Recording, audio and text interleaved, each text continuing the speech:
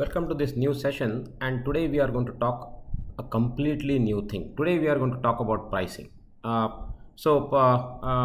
Pricing is always important for any organization. Fixing the correct price is probably one of the most important things. I go back to the old hypothesis that why do organizations exist? Right, why do companies exist? Why do these publicly traded companies exist? And my hypothesis is they exist to make money for their stakeholders, right? Because if you don't make money, you're really not going to survive. So purely out of survival instincts, every organization has to make money, and therefore pricing is going to play an important role, because pricing is what is going to give us the revenue, right? We may attract a lot of customers, but attracting customers is not enough if they are not paying us, right? Therefore pricing is probably one of the most important things. Also in the industry 4.0, we have looked at various technical aspects of 4.0, which almost gives us a feeling that 4.0 may be focused on manufacturing and focused on maintenance and all that, but 4.0 is really a new paradigm of looking at organizations in a different way, a completely new paradigm, right? Which is more digital driven, which is more data driven, and we have to understand the difference between data and digital also. To me, data is a subset of the bigger digital transformation, right? Automating decisions, right? That's all industry 4.0, digital transformation, data driven decision making, right? Automation of decision making processes, and we are going to look at pricing in that sense, right? Here we are not going to look at pricing optimization the way we had looked at in BA. Remember, if you have if you must have credited a course on business analytics, and in that course we had looked at one application of pricing where we decided what is the optimal price to maximize profits, optimal price to maximize revenue. Here we are not doing the same thing. We have to show a different application, right? So here we are not fixing the price, but once you know the price, we are trying to decide how to fix the capacity. Right now, what is the connection between capacity and price? We are mainly looking at service industry, which is again a different, which is what makes this session a very different session from all the previous one. As I told you, industry 4.0 seems to always give us an impression that this is more production driven, this is more manufacturing driven. Not so, right? Not so. It is the digital transformation, automation of decision making processes, data driven decision making processes are equally applicable to service industries, and this session is an attempt towards that. So that question, how is pricing related to capacity? Let us take a look at an example of hotels, right? Hotels have a fixed number of rooms available to be rented out. So on a given day, let us say that this hotel has 100 rooms. If this hotel has 100 rooms, and let us say today is some date, let us say today is let us go to upcoming holiday season. Let us say today is 22nd of December. Now 22nd of December happens to be a busy holiday season. People do get breaks for Christmas and New Year and so on, and therefore they want to go for vacation early. So let us say this is 22nd of December. If you want to be really into the holiday mode, let us take that as 27th of December, right? 27th of December. So a week later. Now the booking for 27th of December would have started almost 4 or 5 months ago. People who plan really early, right? But on 27th of December, this hotel has only 100 rooms to rent out. That is not changing, right? That is not changing. So what do I mean by this capacity? What do I mean by this capacity? So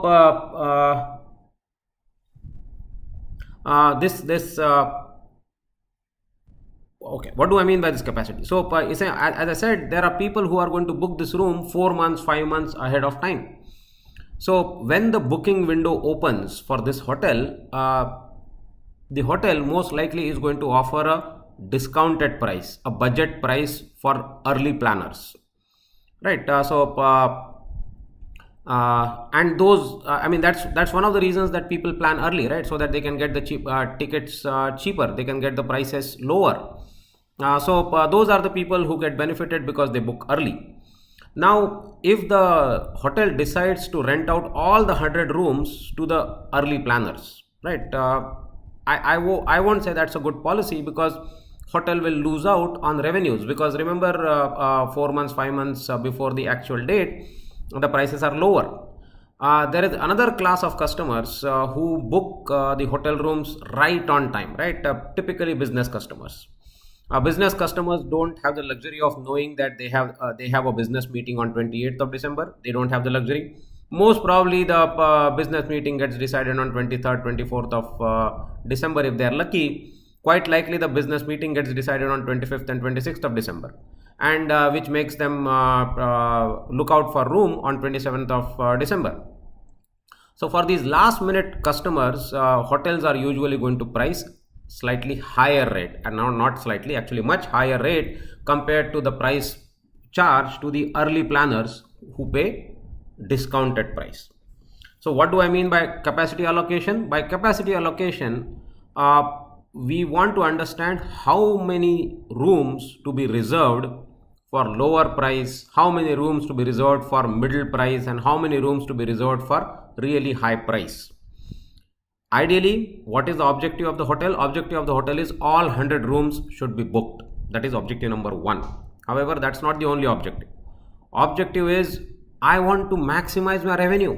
Objective is never to fill up all my rooms, because, well, taking a very trivial case, the hotel can decide that I will give out my rooms for free. And remember, this is 27th of December, peak of holiday season. Everybody will jump and book the room, right? So the objective can never be filling up the room.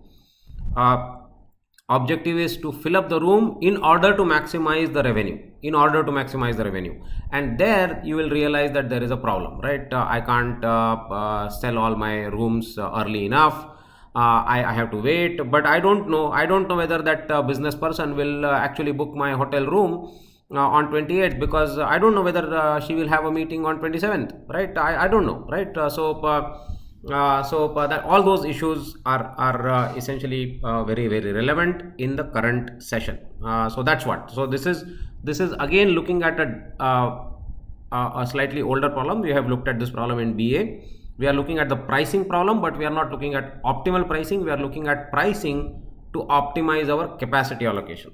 Okay, so as I said, this is mainly for service industry. So there are multiple classes of services and multiple prices therefore for the same service, right? The same problem happens in airline industry. Okay, the same problem happens when you rent compute space on a busy server, right? Let us say that you are looking for cloud computing service, right? Cloud computing service, it only has so much of server space.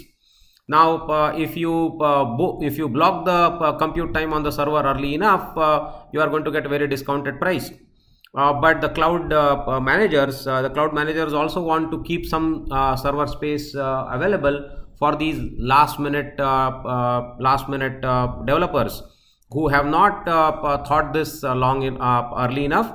They are asking us for server space for computing at the last minute, right? So for example, what do I mean by this, right? Many times to run these data science algorithms, we don't have enough hardware on campus, and therefore I rent out computing facilities available on cloud, right? So many public cloud providers available. Now I have certain requirements to run my algorithm. I need some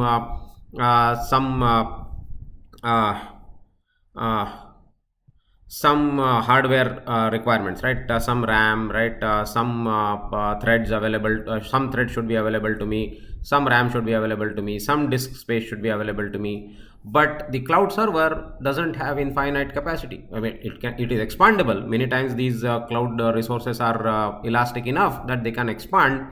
But if I book my compute space saying that, well, I know I'm going to run this algorithm on a particular date, and therefore I will book my slot early enough. Probably I will get some discounted prices. Whereas if I go to them today saying that, well, give me some compute space for 12 noon today, they have every right to charge me a lot because I'm asking them at the last minute. So this kind of dynamic capacity allocation and therefore differential pricing is available to multiple services, right? Because there are multiple classes of customers demanding for the same service. The service as such is not different. The hotel room is a hotel room, right? A seat in a flight is a seat in a flight. I am not talking about difference between business class seat and an economy seat. I'm still talking about an economy seat. I'm only talking about different classes of customers. So probably this title is a slightly misleading title. I should have said multiple classes of customers, right? That would have been a more apt title. So obviously business class there is a business class section in a flight, and there is an economy section in a flight. Similarly, there are deluxe rooms in a hotel and there are regular rooms in a hotel, right? There are suite rooms available in a hotel, and there are single occupancy room available in a hotel, smallish room, right? Or there is a king size bed available. So there are different types of rooms. We are not talking about those different types of rooms. Even if the room is same, even if the service offered by the hotel is same, there may be multiple classes of customers. How are the customers segregated then? Customers are segregated based on what is called as WTP function. WTP function, willingness to pay, right? What is WTP? It is willingness to pay. Okay, willingness to pay. So for certain classes of customers, WTP is less. Their willingness to pay is less. So I want to sell my service to them at a discounted price. What if I don't discount my price? Since their WTP is less, and if my price is actually more than their WTP, they won't even buy my service. So probably this customer will look for a different hotel. They won't even come and book my room, right? As we discussed earlier, the objective is I have 100 rooms to rent out on 27th of December. So I do want this customer, actually I want all the customers to rent out my room by paying appropriate price, right? That comes to the second objective of maximizing my revenue. But I do have to adjust to WTPs of different customers, and that's what differentiates the different class of customers. So generally, So let us assume that the time window is same. That's what we have said. Let us say the rooms are for 27th of December. And even though we are taking the example of a hotel, this is common for any service, right? This is common for any service. Yes, we can look at multiple services. I was thinking of a couple of more examples, but I have given you 3 examples and that should be sufficient. Airline industry, same problem. Hotel industry, same problem. The cloud compute resources. Anytime when there is limited resources which needs to be allocated to different types of customers, and the same resource can generate different revenues, I have the same problem, the problem that we are going to look at in this session. So let us start with a simple problem. Let us say that there are only 2 classes of customers. There are only 2 types of customers. One are budget customers and the other one are business customers, right? There are different names for it. I can call it economy customers and business customers, but that is slightly misleading, because you may think that one person is trying to book an economy seat and one person is trying to book a business seat. Not true. In airline industry also, right? Let us think of a business class section, right? Or a first class section. Some flights have a separate business class, separate first class, separate economy class, all that, right? So even within that section, let us say that I'm talking about a business class section. I'm not talking about economy class section. For a business class section, there will be differential pricing if you book 3 months ahead of time and if you book 2 days before the flight departure, right? Even there is going to be price differentiation. So this difference between economy and business is not the class of seats, it is the class of customers. I'm re-emphasizing that point multiple times, just so that we are very clear. Okay, so for airline industry, as I said, economy and business class has a different connotation. So for airline industry, the two classes of customers are usually referred to as discount customers and full fare customers. They are going to occupy the same seat, being offered the same service. Okay, so discount customers, discount prices and full fare prices, right? You have many of you have traveled frequently enough that you know what is discounted price and what is a full fare price. Typically rooms that are rented on economy fare are going to be sold before the rooms that are rented on business customers, right? Always true, always true. One of the reasons is because of the time lag. Typically economy fares are available to customers who book way ahead of time, as I told you, 4 months, 5 months ahead of time. Typically business customers book these kinds of hotel rooms or airline tickets last minute. They because their schedules are dynamic, and therefore they are not able to take a decision 4 months, 5 months before, and they have to pay a price because they are going to be charged what is a full fare instead of a discounted fare. Okay, so obviously we will definitely expand this, but right now let us look at a two-class problem, right? Let us look at a two-class problem. So all the mathematics and the notations for this problem have come from this book, a phenomenally good book, Robert Phillips, Pricing and Revenue Optimization. I have used this book extensively, and I strongly recommend you reading this book. Lots and lots of analytical model building for pricing optimization as well as revenue optimization, right? So phenomenally good book, strongly recommended. Okay, so let us look at this two-class problem, two classes of customer. So let us say that the prices charged to the economy customer is PE, right? And the prices charged to the business customer is PB, right? Same room to be rented, economy price is going to be lesser than the business price, the price charged to the business travelers, right? Same room, same day. One room is booked by economic class of customer, and one room is booked by a business class of customer. They will pay different prices. But see, you have to also understand, let us say that economy customer comes and asks me for a room 2 days before 27th of December.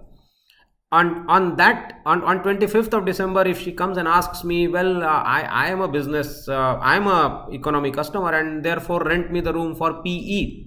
Not possible. You cannot differentiate. How do you know that the person trying to book the hotel room online is a economy customer or a business customer? We don't know. We only know that they have come to book the room on 25th of December. If they are coming on 25th of December, they are going to be charged business price, which is PB. If they come 4-5 months before the actual reservation date, 27th of December, I don't know whether that person booking the room is an economy customer or a business customer. I am going to charge economy price, which is PE. Okay, so we have no way of classifying, right? We don't interview the customer, for example, right?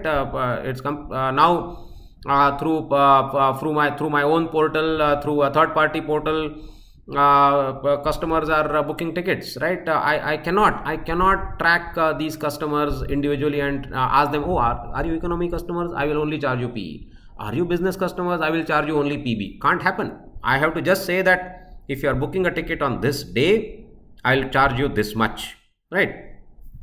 So for example, right, if this was not a two-class problem, if this was a multi-class problem, this is the 27th of December, right? This is the 27th of December. Let us say that the hotel decides that for the room to be rented on 27th of December, I am going to open the booking on 27th of August, right? Some 4 months ahead, right? So what the hotel can decide, hotel can now say that between 27th of August to 1st of October, there will be some price, right? Some price P3. Between 1st of October to I don't know, 15th of November, there is going to be some price P2. And from 15th of November to 27th of December, there's going to be some price P1. So this will be a 3-class problem. If I want to further classify that, I will say that after 21st of December, there will be another price P0. Generally speaking, P3 is going to be the smallest price, P2 will be bigger than that, P1 will be even bigger than that, and P0 will be the biggest price, the largest value. Right. So that's how the multi-class is going to happen. Right. So that's the problem. So we are looking at 2 classes of customer. I have given you an example of 4 prices, 4 classes of customers. People who buy really, really early, people who buy in the middle range, people who are late but not so late, and people who are really, really late. Right. Same hotel room, same date, sold at different prices. Happens. Right. You know this. So essentially the hotel opens the room booking for economy class first, and then in the last phase the rooms are sold at a slightly premium price. Right. We are not so sure about this. I have mentioned, right, possibly when the economic classes have been exhausted. We don't know whether the economy class customers have been exhausted. We don't know everybody who has a lower willing to WTP have already purchased their tickets. We don't know, right? We don't know. But we are going to say that even if you have lower WTP and you book on 20th of November, you will be asked to pay P1 price. It's your decision whether you can afford P1 and therefore rent my room on 27th of December. You are on 20th of November, right? I am going to charge you only P1, right? So I don't know whether the lower WTP has been exhausted. Somebody may ask me on 20th of November that will you sell me the room for P3? Not possible, right? Not possible. So what is the problem for the hotel? The problem for the hotel is how many rooms to be sold at P3, how many rooms to be sold at P2, how many rooms to be rented at P1, how many rooms to be kept aside for these really last minute customers, right? So how many rooms to protect? That's the technology. That's the technical term, right? That's the technical term. So how many rooms should be sold at an economy price? P1, P2 are all economy prices. And alternately, how many rooms should be protected for business customers who may approach me only last minute, right? And you understand the trade-off now, right? You understand the trade-off in terms of revenue and probabilities. What is the trade-off in the context of revenue? I want to reserve a lot of seats in this area because these prices are more. If my same room gets rented later, I generate more revenue. Okay, so I want to keep a lot of rooms to be sold at P1 and P0. But what about the probabilities, right? Will I have customers who will come and ask me rooms last minute, right? What would be a regret? Regret would be, let us say that once again I go back to that example, right? I have 100 rooms to be rented for 27th of December. Now let us say that I have done this 2-class split as 30 and 70, right? 30 and 70, or more likely 70 and 30. So 70 for PE and 30 for PB.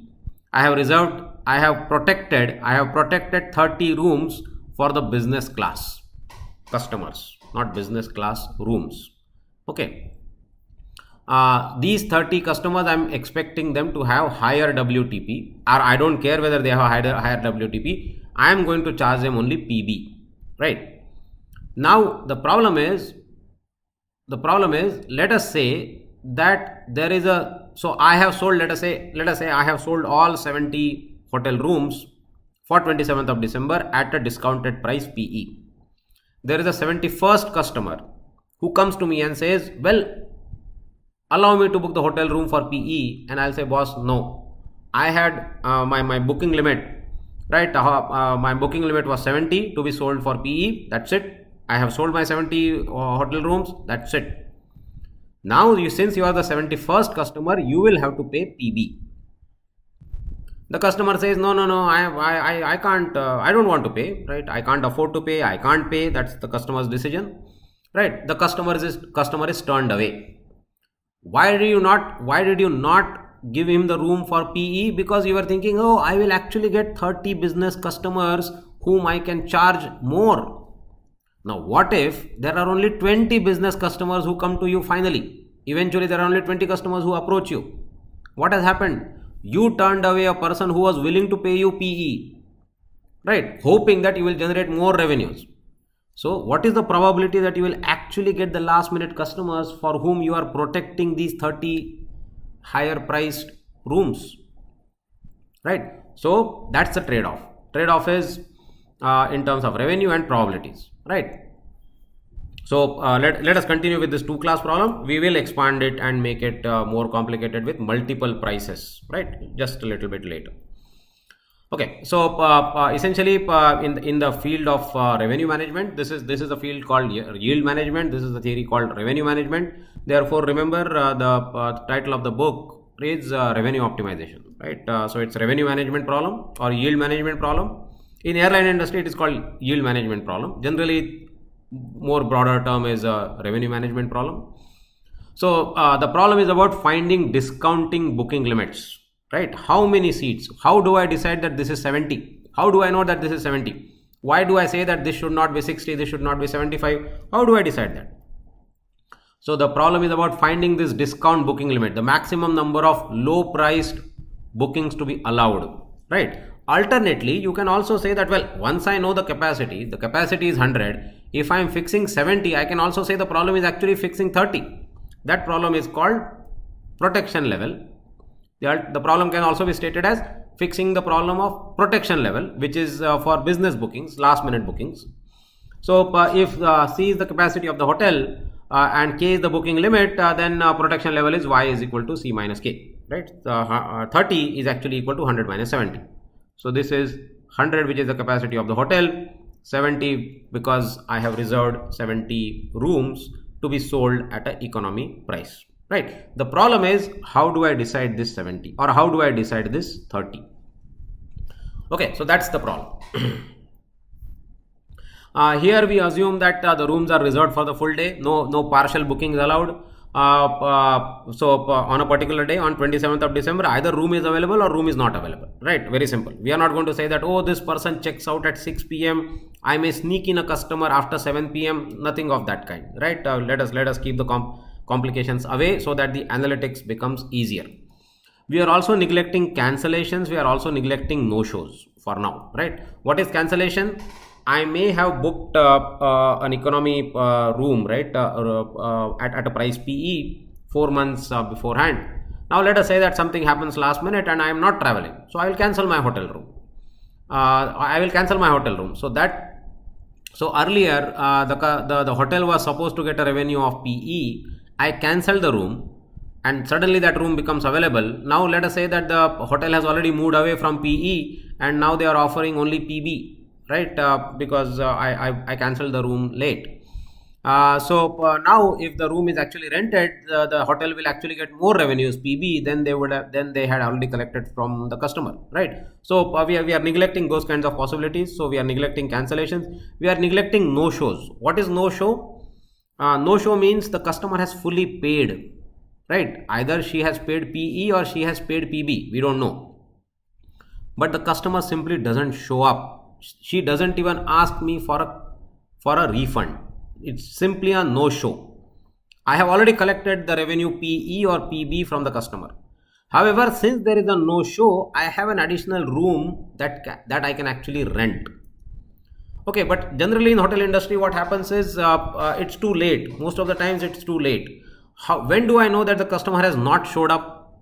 Remember, most of the hotel bookings happen. The check-in happens. The check-in happens at around 12 noon, 1 p.m., 2 p.m. that kind. Now, if the customer doesn't show up at 12 noon, I'll say, probably she's late. She'll come by 3 p.m., 4 p.m. The customer doesn't show up by 5 p.m. Now, what do? Do I take a risk and rent the room to somebody else? What if this customer shows up late, 7 p.m., right? Oh, my meeting got over and I am checking into the hotel only after my meeting got over, right? So there are all these complications. So we are currently ignoring even no-shows. Let us keep the problem clean. Okay, so what is the trade-off? I earlier spoke about this trade-off. if we set the booking limit too low, if this 70 is too low, right? If this 70 is too low, what is going to happen? 4 months before the actual date, 27th of December, you have opened up the portal for booking for 27th of November, 27th of December. There are lots of people who want to book a room, right? But you have set the booking limit only to 70. Now, once these 70 customers, first come, first served, right? The people who come first are given the booking first, right? Let us say that the first 70 customers have already booked a room at a discounted price of PE. 71st customer comes, right? 71st customer comes. 71st customer comes, and there are no rooms. There are no rooms available at a lower price. There are no rooms to be reserved at a lower price, right? So this customer may not even book. This customer may not even book. She's turned away. If you have enough business customers, you will say, no loss, I actually gained because my business customers paid me PB. This customer was only willing to pay me PE, so I'm happy. However, if there aren't enough business customers who show up last minute, then you actually have an empty room at hand. Okay, then you actually have an empty room at hand. This is called spoilage. This is called spoilage. This is the industry term. This is called spoilage. On the other hand, you reserve too many seats for, you reserve too many rooms for economy class, right? Booking limit too high. If the booking limit is too high, right? Let us say that out of 100 rooms, you have reserved 90 rooms. You have reserved 90 rooms for economy fare, right? 90 rooms for economy fare. Now what's going to happen? Even the business customers who potentially could have paid you more, you are charging them only PE. Okay, you are charging them PE. This is called dilution of revenue, simply called dilution. Their WTP was higher. Okay, they actually were business customers who were willing to pay you higher. Since your booking limit itself was too high, right? You allowed 90 rooms to be rented at economy price. Since 90 rooms to be rented at economy price, the first 90 customers will essentially pay economy price, right? So that may happen. The other thing that may happen, right? The other thing that may happen is, let us look at this time wise. So let us say that there are only two classes. So this is your 27th of December. This is your 27th of December. This is your 27th of August, right? So let us say for all this time you are only going to charge PE, and let us say that you have set this limit as 90.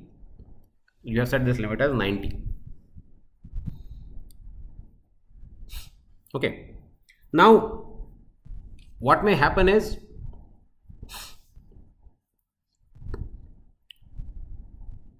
since you are going to rent 90 seats or 90 rooms, you allowed this all the way till 1st of December, right? Or even 15th of December. You said, oh, I have to sell more rooms, let me go all the way to 15th of December. Now some of these business customers who can take a decision at least 10 days before, right, will still buy a ticket at PE, right? Whereas if you had reduced the booking limit, you could have cut down on time, and then you would have said anybody who books the room after 15th of November will pay essentially PB, because there the rooms are lesser, right? There the rooms are lesser.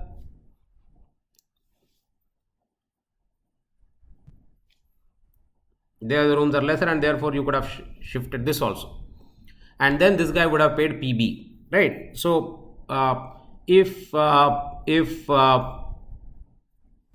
booking limit is too high and there aren't enough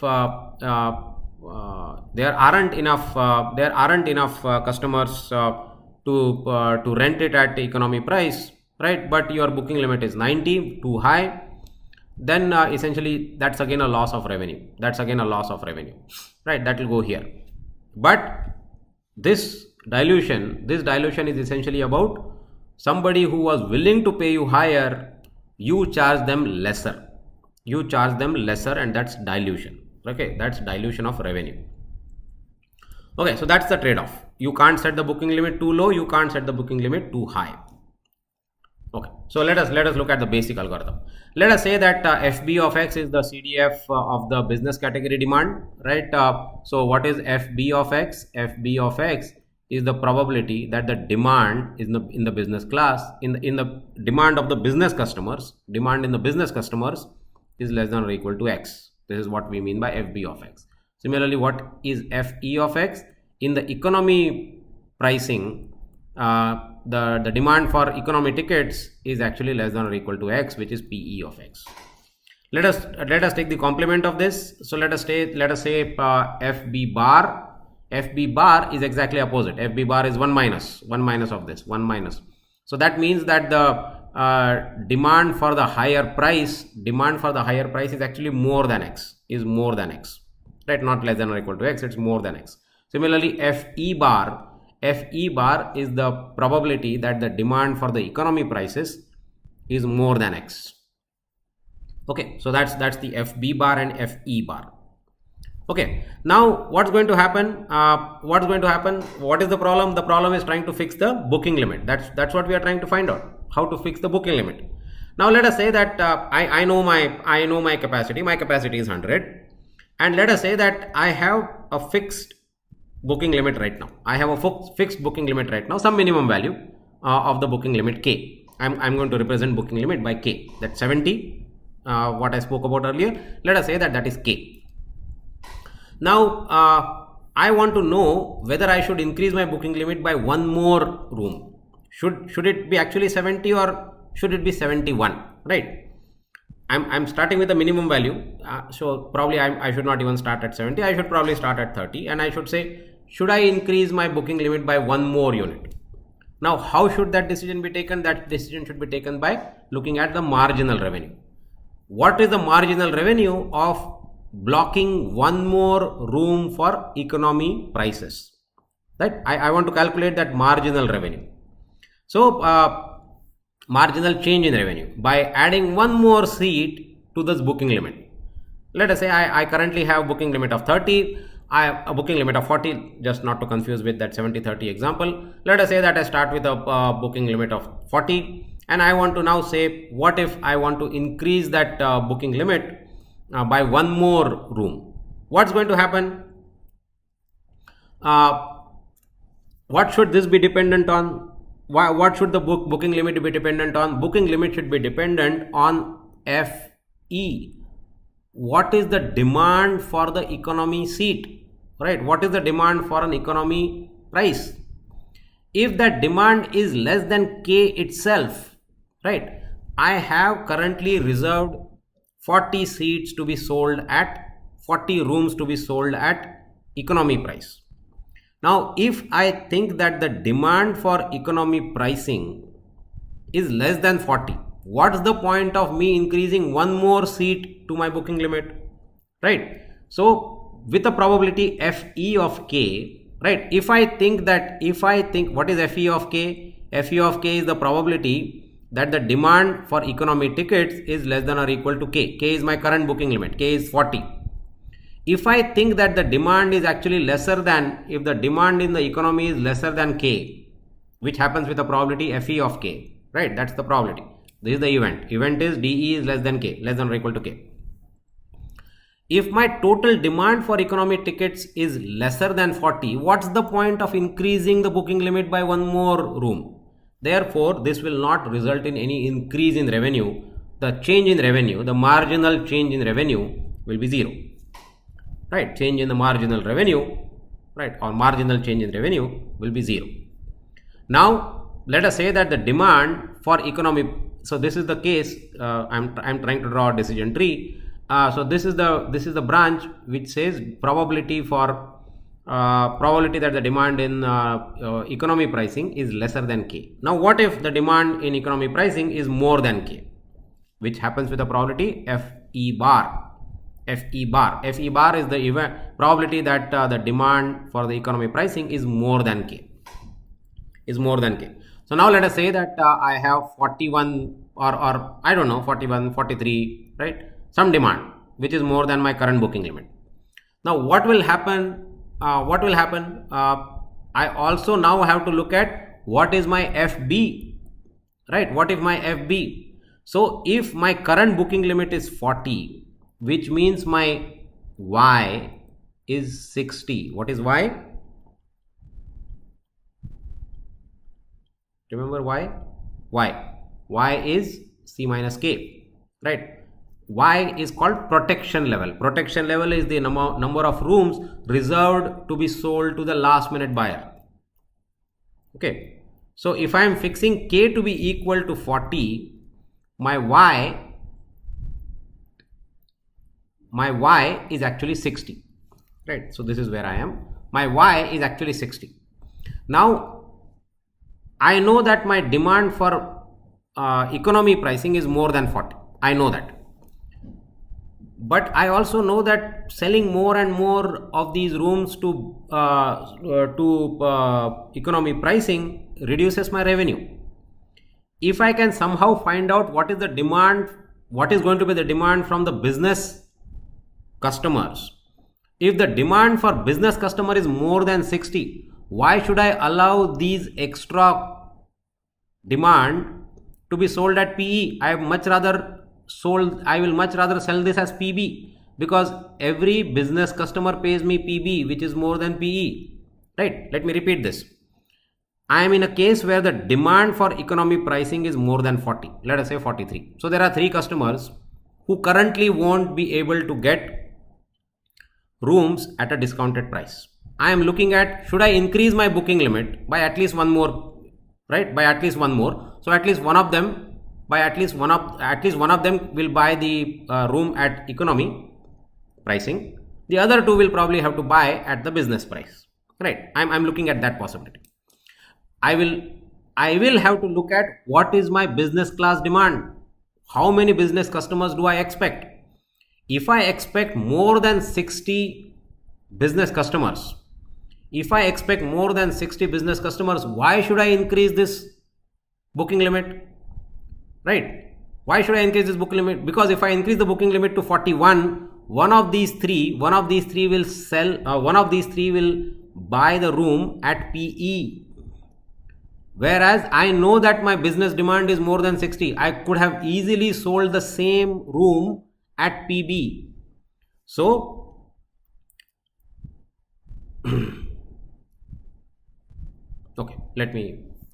so in that case, I should not. And what is the fallout? What is the implication? If I do increase the booking limit by one more, which means that I do increase the booking limit to 41, one of these customers will buy the room at PE, whereas I could have easily gotten PB, which means that what happened to my marginal change in revenue? My marginal change in revenue is negative. It is actually PE minus PB. I could have gotten PB. Now I am going to collect only PE because I increased one more seat or one more room to my booking limit.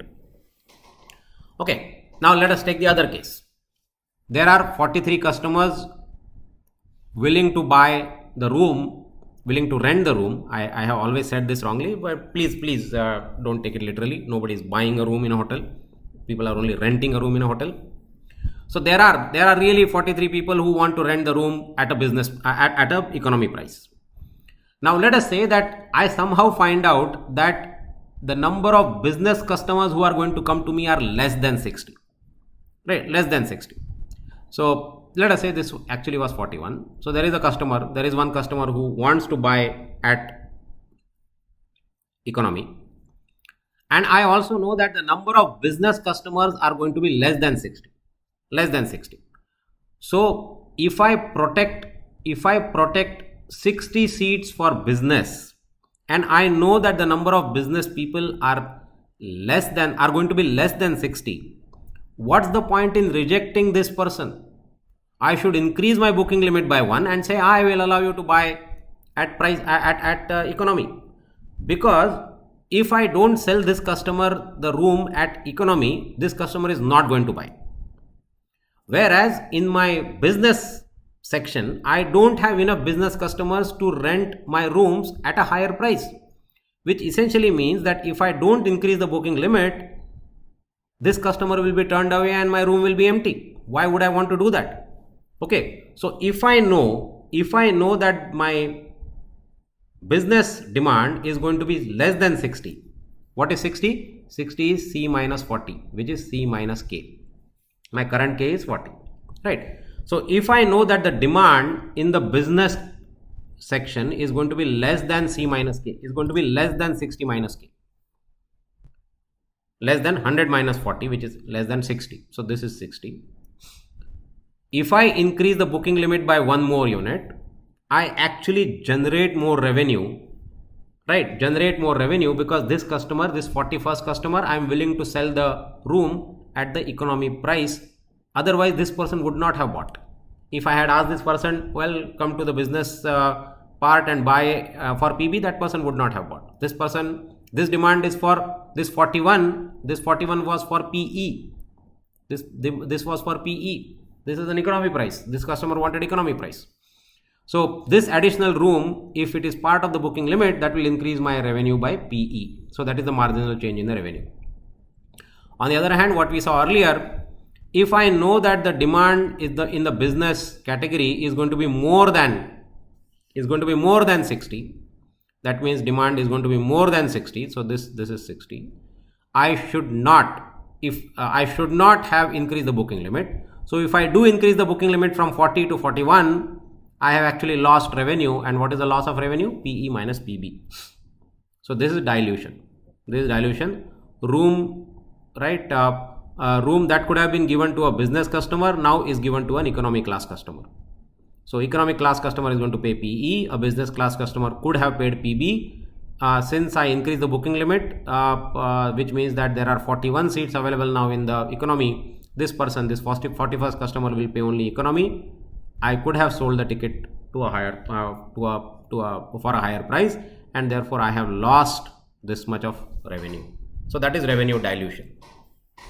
So that's essentially all the possibilities. Now let us calculate. Let us write this mathematically. So with a probability Fe of K, there is no change in revenue. With a probability Fe of Fe bar and FB of C minus K, the change in revenue is PE. With a probability Fe bar and FB bar, the revenue is negative, or the revenue is change in revenue is PE minus PB. So let us write that as expected marginal revenue. Expected marginal revenue. Expected marginal revenue is with a probability Fe of K, the change in revenue is 0. With a probability of with a probability of Fe bar, I have to look at the business demand. With the business demand less than or equal to 60, I generate a revenue of PE. If the business demand is more than 60, I actually lose, and the loss is PE minus PB, right? So I'm assuming that I know these probability distributions. I have enough data to calculate these probability distributions, to estimate these probability distributions, and therefore I know these probabilities. I know Fe of K, I know Fe bar, I know FB, I know FB bar, I know this. I know PE also. I know PE, I know PB, I know how much I'm going to charge in the economy, I know how I'm going to charge in the business. So if this expected marginal revenue is more than 0, right, I'm rewriting this, just algebra, because this is 0, right, and I'm rearranging the terms, and I finally get this. This is the expected marginal revenue. What is this expected marginal revenue of? This is the expected marginal revenue of increasing the booking limit by one more unit. Instead of reserving 40 seats for economy pricing, now you are reserving 41 seats for economy pricing. That's the impact. What is the change? What is the marginal revenue? What is the change in the revenue? Because you have one more room available in the economy. Obviously, if this expected marginal revenue is more than 0, if it is more than 0, if it is positive, then K should be increased by 1. K should be increased by 1. Right? Essentially saying, if whatever is inside this bracket, whatever is outside is probability, therefore it is always greater than or equal to 0. Right? Fe bar is always going to be greater than or equal to 0. This Fe minus FB bar into PB, right? This part has to be greater than or equal to 0. Right? Whatever is inside the bracket has to be greater than or equal to 0 for me to say that, yeah, I can increase the booking limit by one more unit. right? Alternately, if this marginal revenue is negative, then K should not be increased. If this expected marginal revenue is less than 0, is negative, then I should not have increased the K. I should not have increased the K. Obviously, how much can you increase the booking limit? You can only increase the booking limit all the way to 100. Currently, you are talking about 40. You will go to 41. Then you will do the same analysis from 41 to 42. You will do the same analysis going from 42 to 43. You will keep doing this. What is the maximum you can hit? You can hit C, right? So K can be only increased up to C. So this K is always going to be less than or equal to C. What happens when K is actually equal to C?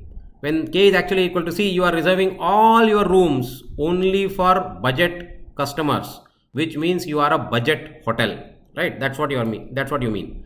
So that's the hotel's decision. They probably think that, well, I don't expect a last minute customers at all at my side. What's wrong? I will convert my entire hotel into a budget hotel, right? Well, that's so essentially this has to be done every time you are at a K. Every time you are at a K. Okay, so let us look at so if K is actually equal to C, the entire hotel is a budget hotel. There are no rooms available for last minute customers whom you can charge premium. You are saying that I will not charge premium. Okay, so let us put that in the algorithm.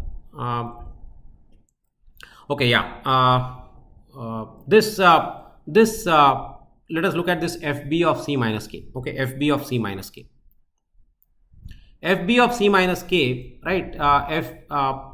Remember, FB is a CDF function.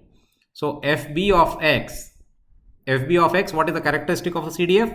Characteristics of a CDF, remember, this is X, this is capital F for any random variable. What is the shape of the CDF? Shape of a CDF is actually non-decreasing function, right? Non-decreasing function. The lower limit is 0, the upper limit is 1, right? X tending to negative infinity, F is 0, X tending to positive infinity, F tends to become 1, right? It's a probability. So it is increasing, it is non-decreasing, it is non-decreasing in X, right? Non-decreasing in X. So it's non-decreasing in C minus K. Since it is non-decreasing in C minus K, it has to be decreasing in K. It has to be decreasing in K. Okay, it has to be decreasing in K. The cumulative distribution function.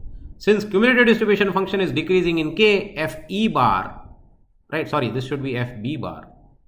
FB bar should be increasing in K, right? So if I were to plot K and FB bar of C minus K, we expect that to be an increasing function. Right, we expect that to be an increasing function. How does that matter? Your FB bar is here. Okay, your FB bar is increasing function of K. Increasing function of K, right? So as you are increasing your booking limit, this part is increasing. This part is increasing. Okay. So now if we were to think about whatever is inside the bracket, right? Whatever is inside the bracket. Now this part is actually in, so once again, I'm very sorry, I'm making this mistake. I'm sorry. This should be FB bar of C minus K. This part is increasing in K. So as you are increasing the K, this portion will become closer and closer to PE at some point of time, hitting PE, and therefore there is always that threshold. There is always that threshold after which you will realize that there is no point in increasing the booking limit. Okay, there is no point in increasing the booking limit.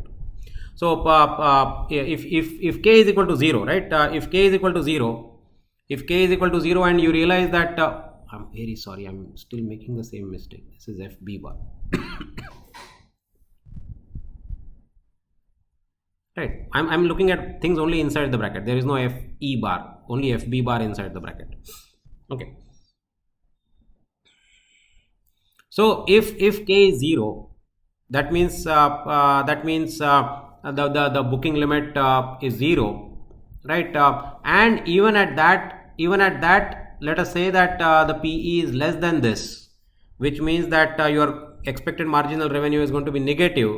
Then there is no point in increasing the booking limit by 1. Therefore, the hotel is better off not serving any rooms for the economy customers. Currently, I'm not serving. I'm thinking whether I should at least serve one more, right?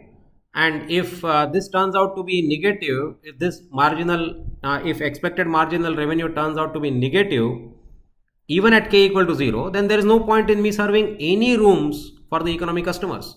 However, if at k equal to 0, if this thing turns out to be positive, then the hotel may consider selling at least one room to the economy customer. Right? At least one room can be reserved for an economy customer. Right? But if at k equal to 0 itself, this is negative, then what's the point? Right? This tells me that I should not go from k to k plus 1, and therefore there is no point in reserving any seats for any economy customers.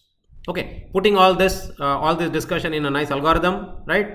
So let us say that we start at k equal to 0, right? At k equal to 0, we set k equal, if k is equal to c, then set k star equal to c and stop. Your algorithm can converge. Otherwise, go to 3. Right? Are you at k equal to c? No, you are at k equal to 0. So you can continue. So calculate the expected marginal revenue. If the expected marginal revenue is negative, and you have already realized that the demand for economy has hit 1. Right? Demand for economy has already hit 1. Therefore there is no increase. Therefore no increase. Therefore set the booking limit at the current level and stop. However, if your expected marginal revenue is more than 0 and there is enough demand in the economy, if there is enough demand in the economy, their economy demand has not saturated. Both have to happen. My marginal revenue has to be greater than 0, and my demand should not have saturated. My demand should not have saturated. There is still less than 1. It's not saturated. It's still not equal to 1. Okay. Then I will set k to be k plus 1 and then go back to 2. Check whether k is actually c. If not, then I will proceed. And I'll keep doing this. Okay. So that's the algorithm. So algorithm can be looked at as an algorithm for fixing the booking limit, which is for economy customers, or it can also say that I'm not fixing the booking limit. I'm actually looking at the protection level. Instead of fixing k, I'm actually fixing y, which is c minus k. Right? Look at the problem any which way, we are actually doing the same thing. Okay. So that's the algorithm, and let us end the session with this. We'll continue from here onwards in the next session.